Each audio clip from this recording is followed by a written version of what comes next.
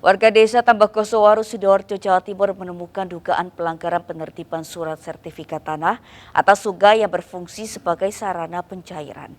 Pelanggaran ini diduga dilakukan mantan kepala desa yang ikut membantu penerbitan sertifikat tanah di atas sungai milik negara.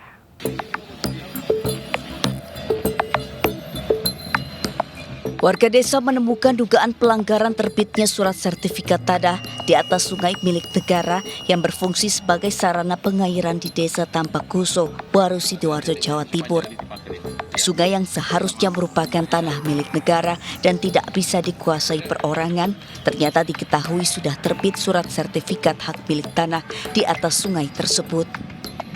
Temuan ini muncul setelah pihak Badan Pertanahan Nasional BPN Sidoarjo melakukan pengukuran ulang tanah dalam rangka pengembalian batas tanah bersama seorang pemilik sah tanah di sekitar sungai tersebut. Pemilik sah sertifikat hak milik tanah di sekitar sungai kaget mengetahui adanya pagar kawat di sekitar tanah miliknya. Ternyata selain sertifikat tanah miliknya telah terbit sertifikat lainnya yang diketahui tahun 2013 yang memakan lahan tanah miliknya, termasuk badan sungai yang merupakan tanah milik negara.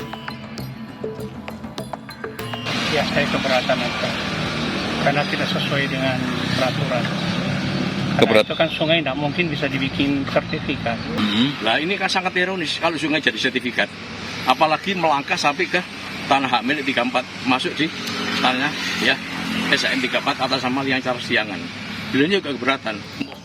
Adanya dugaan pelanggaran dan penyelewengan dilakukan mantan kepala desa yang membantu menerbitkan sertifikat baru di atas tanah milik orang lain yang sudah bersertifikat, termasuk tanah di atas sungai yang merupakan tanah milik negara.